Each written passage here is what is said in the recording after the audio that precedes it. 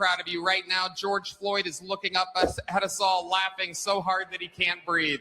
Hey folks, thanks for dropping in. Today we are talking about Tony Hinchcliffe and his George Floyd joke at Kevin Hart's roast. It's the talk of the internet, with people asking, is anything off limits when it comes to doing roast jokes? Is everything funny? Can anything be funny? We're going to get you right back into the video as we dissect the situation that's going on across the nation with jokes. But before I do, please, I implore you, please like, subscribe, and give us a comment down in the comment section. It means a lot. I love reading them. I'm checking this stuff all day long. Thank you. Back to the video. Has so few black friends that he started a vegan fast food chain and nobody stopped him. He's won 2 Grammys, at least that's what the scale says when he stands on it. It's true he lost his gig hosting the Academy Awards because of some homophobic tweets, but you'd be homophobic too if you were eye level with everyone's cock. He got into a fist fight on a private plane, proof that no matter how much money black people have, they're still just gonna act like ninjas. Was that joke by Tony Hinchcliffe that you just saw funny? I'm going to say no. I don't think that was funny, but I don't think it's because jokes about George Floyd can't be funny. I just think that Tony Hinchcliffe as a person cannot be funny. To me, now this is just my opinion, obviously, Tony Hinchcliffe struck gold with a pretty good concept for YouTube with Kill Tony, and now he has parlayed that into a pretty good career, I have to say, especially for somebody that isn't funny. But here's the thing. I think Tony knows that he's not funny. I don't think he's in denial. What's funnier than somebody whose profession is to be funny, not being funny, and them knowing they're not funny, but having no other options? Proud of you. Right now, George Floyd is looking up at us all, laughing so hard that he can't breathe. The response to the Kevin Hart roast, I think at the time, was lukewarm, but it was when Chelsea Handler went on a podcast and started talking about what you can and can't joke about and really throwing a lot of mean-spirited comments towards her fellow roasters, that momentum started to pick up. Whoever Dean Cole is, he's asking the questions. Here he is allowing Chelsea Handler to be provocative and say provocative things. Crazy. So with this whole, so did you feel, I mean, did you like the shit they were saying out there? That's a great question. No, I mean, it was ick. It was gross. I don't find those jokes to be funny. Jokes about lynching black people or lynching is not a joke. That's worse than rape.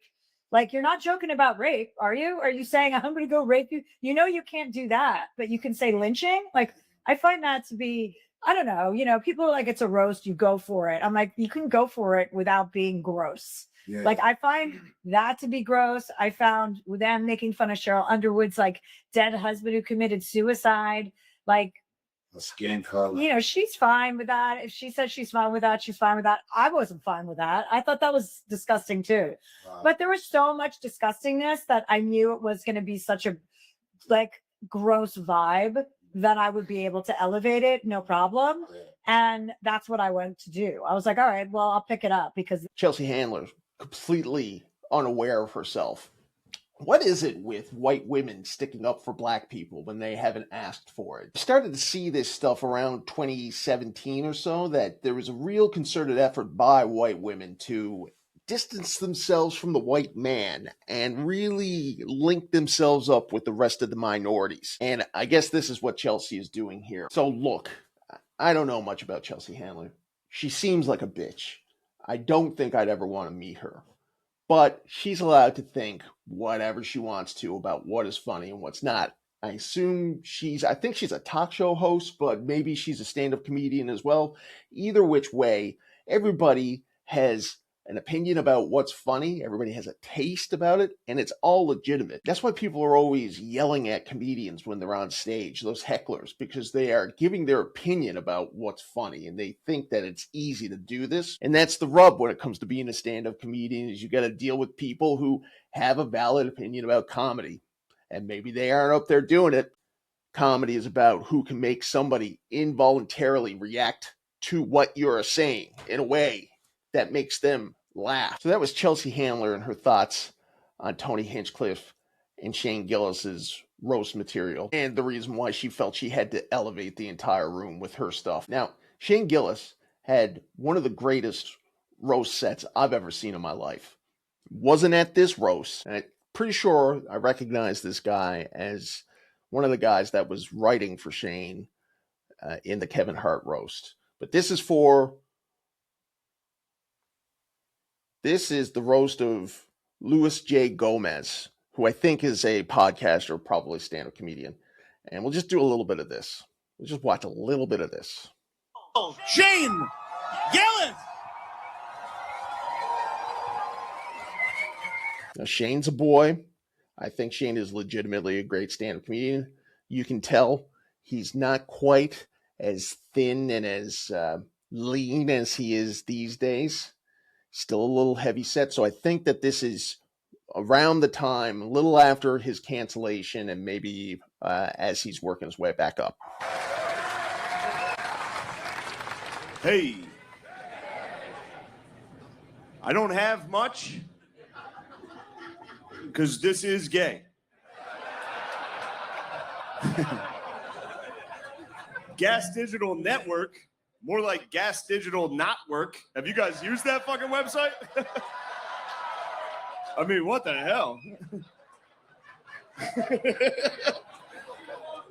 I'd like to thank Ari and his people for this beautiful weather. Thank you.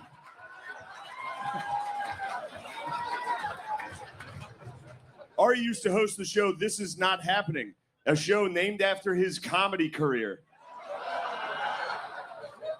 Ari is edgy and shocking, which is a really cool thing for a 50-year-old guy to be. Isn't it cool? That's good. Ari's yoga videos suck and are gay. Ari, it's sad to see you failing like this. Ari is having a tough time selling tickets, which is sad. Kim. So that's pretty good. I encourage you to go out and find that set if you could. I think it's probably the greatest roast set since Norm Macdonald's Bob Saget roast, infamous, legendary roast. So Shane has the goods there. I don't know if this style of roast would have worked on something as big as the Netflix Kevin Hart style stuff. So there you go. We've talked about 3 comedians, 2 of which I've said are not funny, and 1 that I said is really funny. So it's not bad. As the discourse between Chelsea Handler, Tony Hinchcliffe, and Shane Gillis continue, we get from the word of God himself, Kevin Hart, his opinion on the whole deal. Yeah, the George Floyd joke, it wasn't a tasteful joke to our culture, to our audience, but our audience that's watching the roast, if you're watching the roast, you get why they're doing it. You get why the racial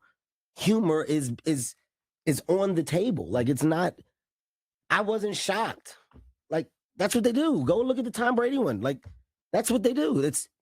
It happens every year when they do a roast. It's not new. This isn't it's not a new agenda. It's not a new approach to comedy. Do you feel like Tony Hinchcliffe went too far when he made that joke about George Floyd? It's Tony Hinchcliffe. Yeah.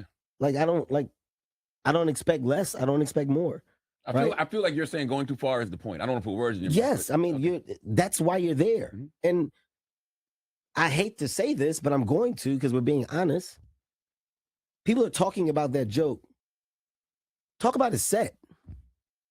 Tony Hinchcliffe arguably had the best set, or one of the best sets, between Tony and Cheryl, and I would say Naeem had a really strong set. Naeem had a very strong set. I was laughing out loud at Tony until that joke. Until the joke. But not even just that joke. I don't like when people joke about violent, tragic death.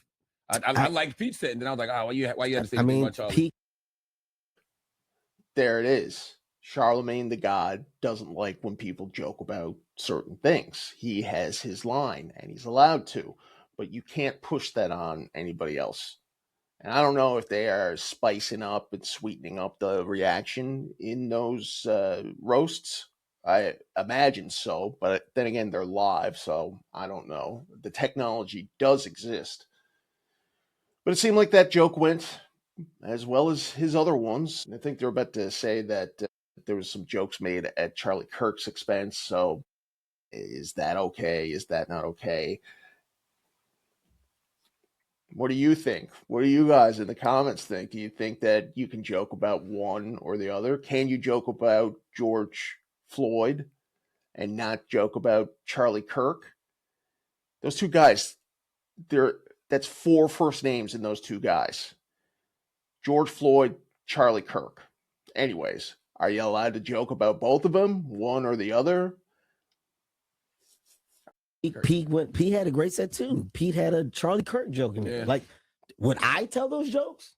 No. But do I get why they're being told? Mhm. Yes. Like, I'm not looking at Pete crazy. I'm not looking at Tony crazy. Like, that's what I know what you're going to do. I know your style of comedy. Did you see the interview that I did with Terrence Floyd, George Floyd's brother? No. So he said, No shot to you. No, Okay. that's look. I'm never watching it. That's fine. I just want to make clear, I'm never watching that. Like, I only brought it even up. now that you told me, I'm not going to go back and But- go look at that interview. Okay, but we will get to the bottom of this, of what she's talking about. So for some reason, George Floyd's brother is now being brought into this as another arbiter of jokes, somebody whose taste in comedy we are considering when it comes to what is good to joke about and what is not. George Floyd's brother. Then I even have the man's name in the title here. So yesterday, I had a conversation with Terrence Floyd. He is the brother of George Floyd.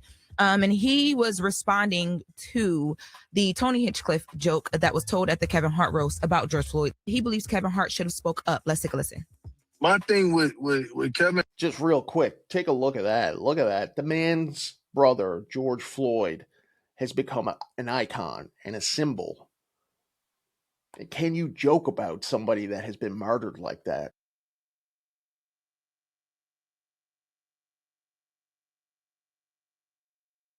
and I'm a fan. I feel like my family and their friends, they said, it should responded right then and there, like, well, wait, hold up. Because I remember Kevin Hart and a few other celebrities was at the Minnesota funeral. In that respect, me watching some clips of certain other jokes, a lot of it just felt it wasn't tasteful. Now, Terrence Floyd also talks about Gianna Floyd, who is the daughter of George Floyd, and how she deals with these moments and the jokes and how it comes back on her. Let's take a listen. One of the other things that they mentioned was like Gianna and George Floyd's daughter, your niece, being teased in school and how stuff like this doesn't help. Like, does she get direct response from things like this because it's so viral? She's getting older now. She was 6 when this happened. She's 12 now. Well, I was talking to Travis yesterday. We realized something always is talked about or happen, or somebody say something or bring up controversy or whatever around my brother's name when it's nearing the anniversary of his death. It happened with this. It happened with Charlie Kirk. It happened with Lil Yachty. We say keep saying his name, but we don't want this narrative. This is crazy. We upset, but I'm focusing more on the well-being of my niece. Oh yeah, the death anniversary is May May 25th. Yes. Yeah. Yes, it is May 25th. Now, he also talked about a part of the joke where Tony Hinchcliffe says to Kevin Hart that George Floyd is looking up at him. Let's take a listen to Terrence Floyd on that. It was a part in there where we always say, my brother looking down on us because we talking positive. The fact that he said that he's looking up, we were stuck on that. When we heard it, he was like, he's looking up from where? Okay, so place yourself in the room wherever the Floyd family have gathered around to watch this set. And they know that they've been saying that George is looking down on everybody, meaning from heaven, looking down. And then this Tony Hinchcliffe character, he says George is looking up. And the confusion in the room, he's looking up. He's looking up. He's looking up from where? They're asking each other. Where? George is up in heaven. He's looking down on us. What he mean by he's looking up? So this is not what comedy is supposed to do. It's not supposed to have us thinking about what you meant. Oh, that's right. And so this guy's main beef seems to be that it's too much thinking when you're talking about Tony Hinchcliffe material. He's getting you in your own head. You're supposed to be laughing at stuff. You're thinking about what do you mean by that? You read between the lines. Just say what you want to say. You know, comedy and subtext is cowardly. Everybody knows that. And when you are doing comedy, you say literally the thing that you are saying. So, Tony, stop being a coward and a bad comedian. Maybe your joke would have been taken a whole lot better if you had said, George is looking up from hell at Kevin Hart right now. As I said yesterday, what's funny to you is a trigger to others, and that's why the roast should only be about people who are participating in the roast. If Kevin and Cheryl Underwood and Pete Davidson are fine with people making jokes on their deceased loved ones, that's on them. They're participating in the roast. But people who weren't there, who have nothing to do with the roast, they shouldn't even be mentioned. Yeah. Like, imagine sitting at home, possibly enjoying the roast, and then someone makes a joke about how your loved one, died a violent, tragic death. Like making a joke about your loved one's violent, tragic death. That's gotta hurt. Come on now. Yeah. I don't think that they did. They made a joke about your loved one being in hell for the transgressions that he made while he was alive and shortly before his death. I think that that's what the joke is. But it's an interesting point by Charlamagne the God. Should you only be joking about people that are in the room with you? That would take Donald Trump off the table. Was there any Donald Trump jokes there? I imagine there must have been. Anybody can have an opinion about anything when it comes to comedy, and Charlamagne the God is known as a notoriously funny person, even though he's not stand-up comedian. But I think all these rules, they're misguided. I think, roast or not, when it comes to comedy, you get up, you make a joke, and if somebody laughs, then you're allowed to do it. If you make a joke and nobody laughs, then you can get canceled and you can have your career ruined and everything taken away from you. That's the deal. What's big for him is the fact that he's a fan of Kevin Hart. So it's like he doesn't want to feel a way towards Kevin Hart, but at the same time, it's like they feel like they're not being protected in a sense, and everybody should understand why we should be protecting what happened with George Floyd. And he's confused why people don't understand that, like why he even has to argue that. I don't. By the way, it's not even just George Floyd, the Charlie Kirk of it all too. I don't care how you feel about either one of those individuals. I just feel like you shouldn't be making jokes about someone dying a violent, tragic death. Like, just imagine being either one of their families and hearing that. Come on, that's gotta hurt. Absolutely, it does have to hurt. I'm just glad that when these discussions about comedy and what's legit and what's not, when they happen, I'm just glad that the examples they're using is the top of the top when it comes to stand-up comedy. Your Tony Hinchcliffe's, your Kevin Hart's. The tragedy for us and our society is we are going to have this larger debate on what is off limits when it comes to comedy and roasts. And the example that we are going to be using is Tony Hinchcliffe. It's almost like a larger discussion of police violence. And the symbol for that is a black man that got killed by police officers, but he had a bunch of drugs in his system. He was a criminal, and he was trying to pass off counterfeit $20 bills. It all kind of dovetails into one another. What do you think? Let me know down in the comment section. If you enjoyed this video, like, subscribe, comment. Love it all. Thank you very much. We'll see you next time.